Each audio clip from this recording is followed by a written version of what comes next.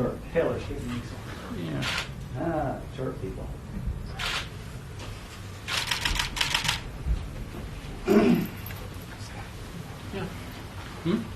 So, I don't know how each of you got the job of covering the Senate, but I'm sorry.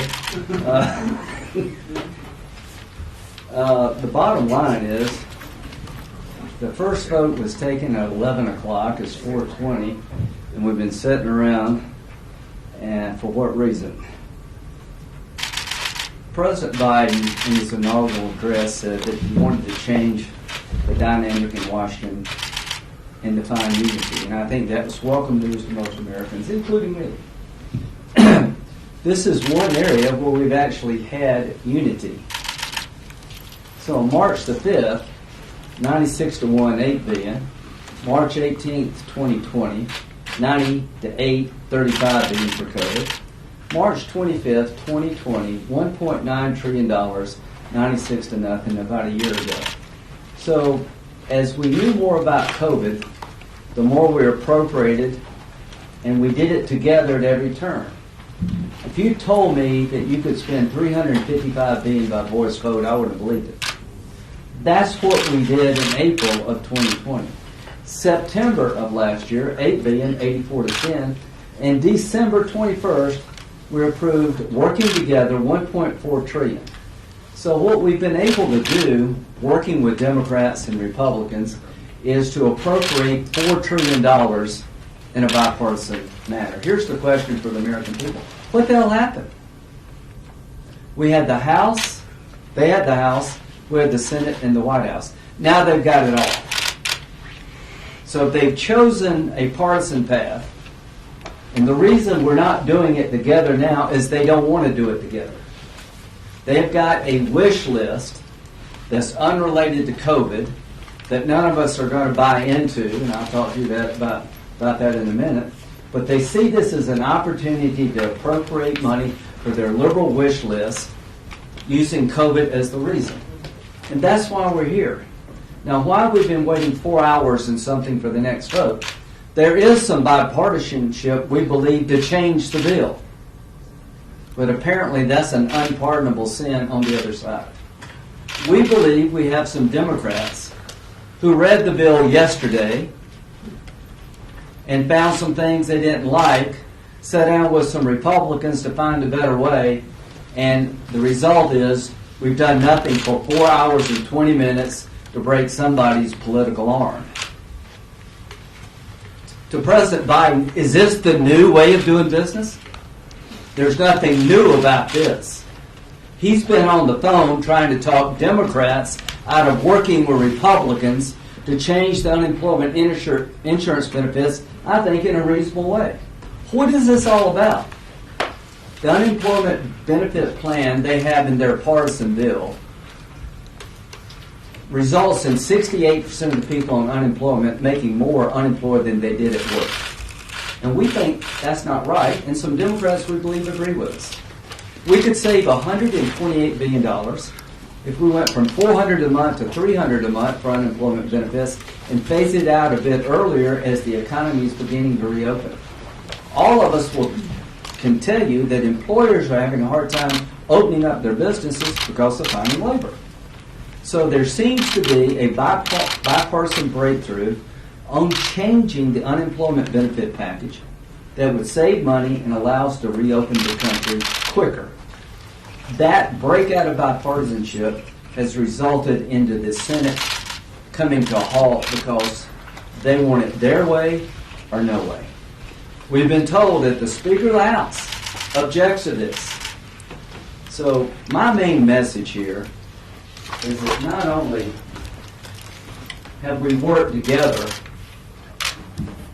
and we've stopped for a wrong reason, we're spending $1.9 trillion and we haven't spent the money we appropriated in the past. So, administrative actions, there's $200 billion left unspent. The legislative actions that resulted in Republicans and Democrats finding common ground to the tune of over 90 votes each time, there's $1 trillion yet to be spent.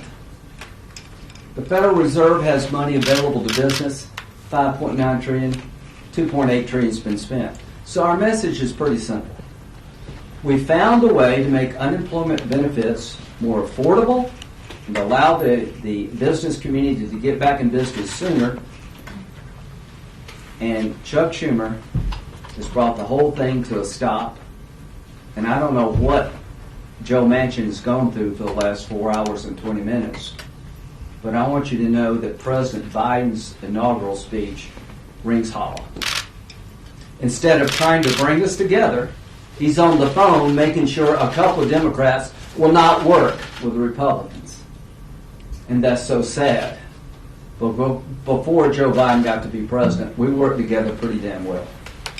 And now we're at a standstill because a couple of Democrats are willing to work with us to change a bill they wrote last night. And what's in this bill that makes us all a little upset? $20 million for the preservation and maintenance of Native American languages. That may be a very good idea, but that's not helping anybody with COVID in South Carolina. $135 million for the National Endowment for the Arts. Maybe a good idea, but we should go through the appropriation process. $135 million for the National Endowment for the Humanities. $200 million for the Institute of Museum and Library Services. I'm sorry if it bothers people on the other side. We think we should take that up in a COVID crisis. So that's why we could not find common ground. Nobody asked for it. When we try to find it, people try to undo it. So that I'll turn it over to Senator Thune, who's been managing this bill. But to President Biden, your inaugural speech rings hollow, my friend. You could pick up the phone and end this right now by leading us to a compromise on unemployment insurance that makes sense for the American people and the American economy. I wish you would do it. Instead of trying to break apart bipartisanship, try to bring us together. That's my challenge. Thank you, Lindsey. I think Lindsey's covered it well. And I guess I would just say that he is managing as our ranking Republican on the Senate Budget Committee this process, which we had hoped would be going a little bit smoother than it is right now, but that has everything to do with the Democrats.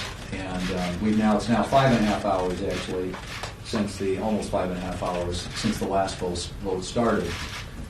And because there was an amendment that we were prepared to offer that actually had bipartisan support, the Democrats have gone back behind closed doors and, as Senator Graham pointed out, tried to get the president on the line to pressure a couple of people not to work with Republicans. And on an amendment, frankly, that saves $100 billion and makes a lot more sense when it comes to policy. So we're stuck right now where we are, and I hope this is not a sign of things to come. But I do feel really bad for those Democrats who have tried to reach out and work with Republicans. There was an effort made, I think, as you know, early on. There were a number of Republicans who came up with a proposal that's significantly smaller in terms of its overall price tag than the one we're debating today, but at a size that most analysts and economists now believe is much more aligned with what the need is out there.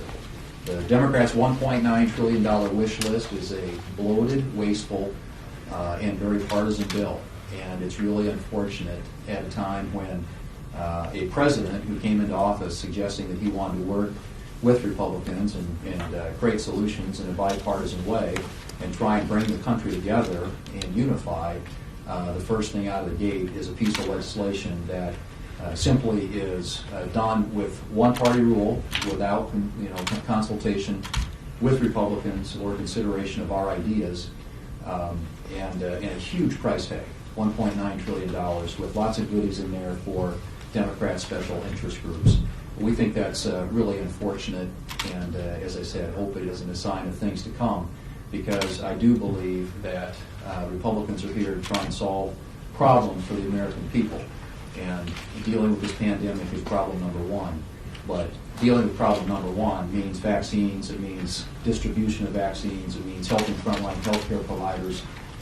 It doesn't mean bailing out big blue state governments or adding unrelated provisions, and including in the bill that came over from the House, subway lines and bridges and things that favor Senator Schumer and Speaker Pelosi, as well as a whole lot of spending that doesn't actually impact the country or anybody that's supposed to benefit right now. It's extended out into the future, 22 to 28. 95% of the money that goes to the schools doesn't get spent this year. It gets spent 2022 to 2028. It's hard to argue that that's a really emergency. So we're going to do everything we can to try and improve this bill. We hope that the Democrats will let us vote on the Portman amendment. The unemployment insurance is an important issue, but one that needs to be handled in a way that encourages people to go back to work, where we can get this economy opened up and creating jobs again. And I think the Democrat legislation works entirely against that, but we will be here as long as it takes to try and get our amendments debated and voted on to try and improve this bill, make it a better bill for our country. Senator Blunt. Well, clearly, we've taken the biggest area of bipartisan cooperation, maybe in the history of the Congress, certainly in terms of spending in the history of the Congress. These COVID bills, the 5 that passed, bipartisan, met the need at the time, established incredible new programs like the Paycheck Protection Program and others that really worked, and turned it into a huge partisan exercise. No question that the less than 10% of this bill that relates specifically to COVID could have passed and been signed into law on January 21. The money for vaccines, the money for delivery, the money for community health systems that would be a big part of this delivery system, all could have happened on the first full day of the Biden administration. Might have even happened on a voice vote, but certainly could have happened and would have happened. The other parts of this largely don't relate to anything related to COVID or the economic stress of COVID. They could also have happened. The few of them that are there could have happened. You know, back to school, we talked yesterday about back to school. $67.5 billion already made available to elementary and secondary education. Less than 10% of that drawn down, so that means there's $60 billion still available for elementary and secondary education. This money isn't needed to get back to school. In fact, they don't intend to spend this money to get back to school or relate to COVID. Less than 10% of the school money could get spent between now and September the 30th, when the new spending year starts. And the rest of it is scheduled to spend out between now and 2028. This is just seeing an opportunity, seeing a moment of crisis, and trying to get the most out of it you can. And on the bipartisan front, this has already been well covered by my colleagues. The pledge is important, but if there's no substance to it, it's not important. On this big bill, 10 of our colleagues went down to the White House and said, we'd like to negotiate. I think they had a very pleasant hour or so at the White House, but no hint of negotiation. They got the time of day, but barely the time of day, and didn't get any more than the time of day. And today, we're talking about an amendment. We're not even talking about something that substantially impacts the size of the bill. It improves the size of the bill in an important way, but it doesn't impact what money would be spent between now and June in a significant way. It goes from $400 extra unemployment to $300 extra unemployment. Republicans are prepared to vote for that.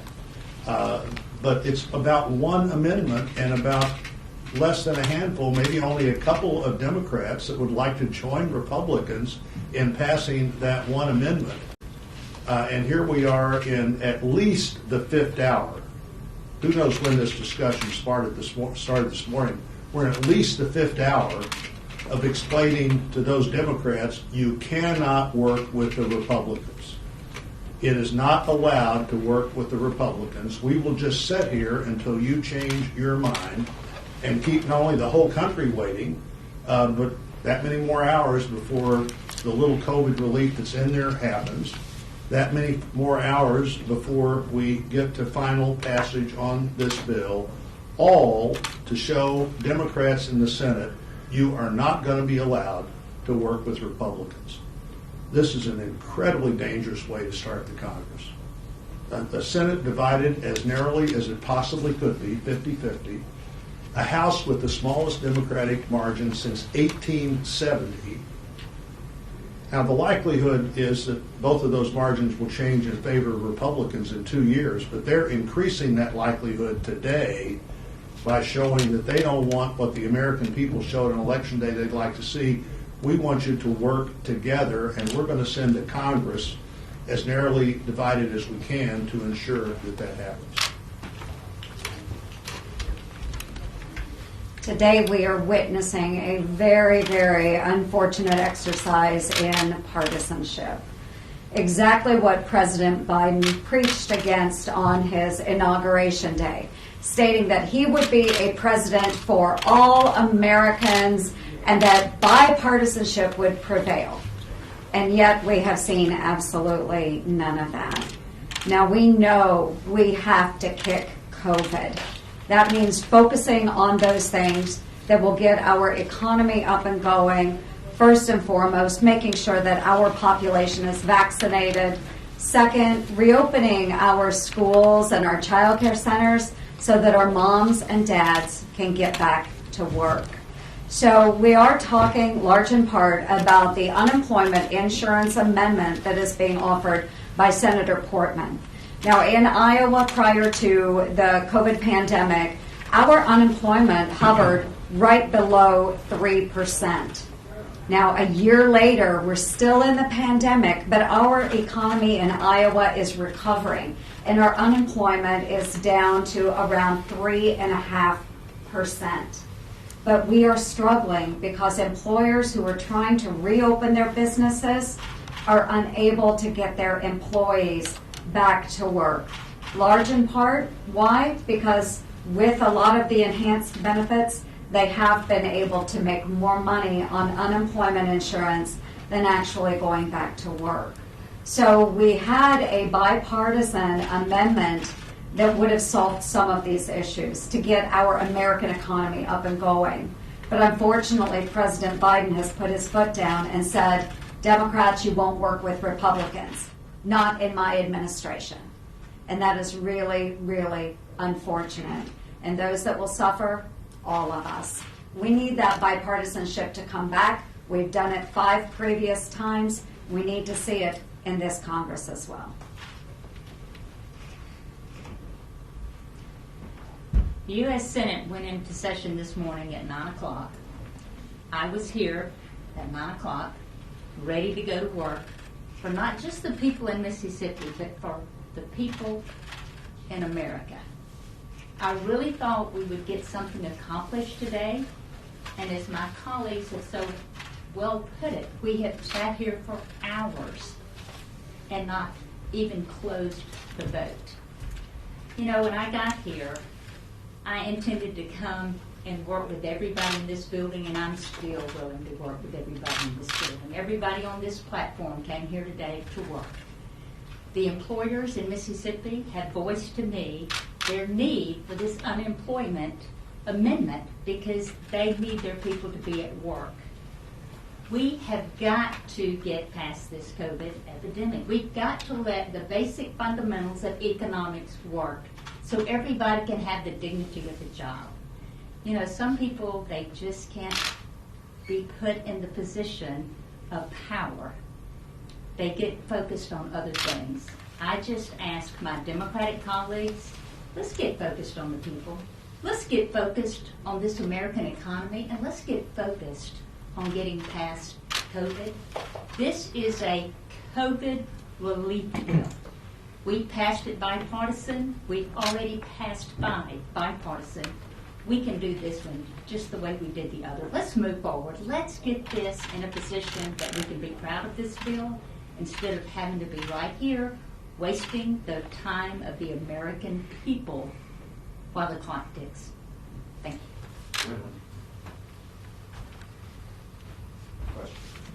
you. Senator Thune, maybe you can clarify this. You mentioned that there was bipartisan outreach. Are there more Democratic senators than just Senator Manchin that have expressed willingness to sign on to the Portman legislation?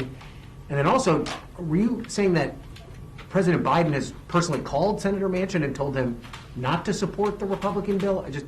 clarity on those 2 points. Well, I don't know if I said that, but I believe that to be true. Ask him. Yeah, I think he's been engaged in the call, trying to steer people away, and a couple in particular, Joe Manchin being one. But there are, to the degree that there was any bipartisan support, for the Portman amendment, and in an effort to make this something that we could all actually make the bill better. It's an amendment that actually improves the bill. They've been shooting it down. I mean, they've been working their members over since 11 o'clock because this was going to be the next amendment up.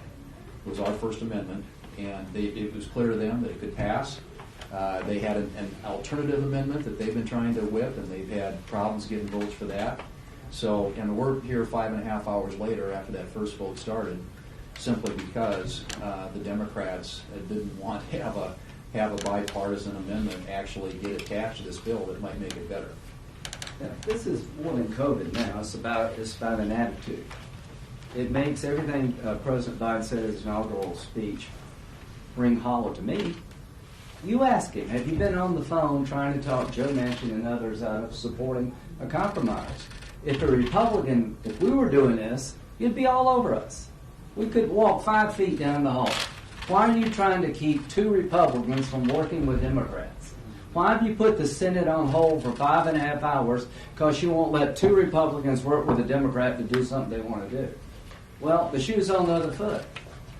So, my challenge to the American media, why are we waiting 5.5 hours? What the hell happened here? Have you ever asked a Democrat, why have you chosen a partisan path when Republicans were willing to work with you in the past? Recently as December the 21st.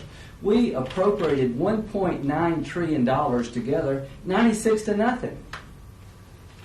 Nobody asked any questions about what happened to the bipartisanship that existed December the 21st. Well, what happened is that they're in charge of everything. They put together a bill to seize the moment, as Roy said. There's stuff in here that's got zero to do with COVID. Most of the money in here goes to something other than COVID. They've been able to take the power they obtained, and they're not using it consistent with the rhetoric of President Biden, I think are the hopes of the American people. And if President Biden's going to use his time to destroy bipartisanship, it's going to be a long 2 years here. So I wish somebody would call up the president and say, what's going on in the United States Senate? What is it about Joe Manchin and maybe 1 or 2 others working with Republicans that makes you want to stop the entire process for 5.5 hours? That would be my challenge. But just to be clear, there is more than one Democrat that has expressed interest. Senator, Well, under this, the way these 2 have been treated, I'd hate to be the one that said, yeah, I'm interested. Senator, Senator Fenn, I believe you mentioned that Speaker Pelosi was not happy with this. Are you suggesting that the Democrats are afraid of changing this too much and that it wouldn't pass in the House? I'm telling you, 5.5 hours sums up. And then can you also tell us, there's a report about one of your colleagues having to leave Washington, Senator Sullivan. How might that impact the amendment for the Portman amendment? I'll let Senator Sullivan people speak about that. But the point is that we're here 5.5 hours over an amendment that we know to be bipartisan, and the goal is to talk Democrats out of working with Republicans. That's the headline. Senator Thune, how confident are you that you're going to have 50 Republican votes for the Portman Amendment, given the uncertainty about Sullivan, given Rand Paul yesterday said he wasn't sure how he might vote on a UI extension? Are you absolutely confident you have the votes to pass the Portman Amendment? Well, it's a constantly a management challenge to make sure that the votes are there. But I can tell you that we had Won't know till you vote. and we don't know till we vote, and we had some Democrat support too, which is why we're 5.5 hours later, because they're getting worked over by their leadership and told not to cooperate with Republicans. And to your point, the message from the House Speaker is, if this comes over in this form, we're going to send it back. So I think that the House doesn't want to, or the Senate Democrats, accept anything anything, any idea that came from Republicans that actually might improve the bill. And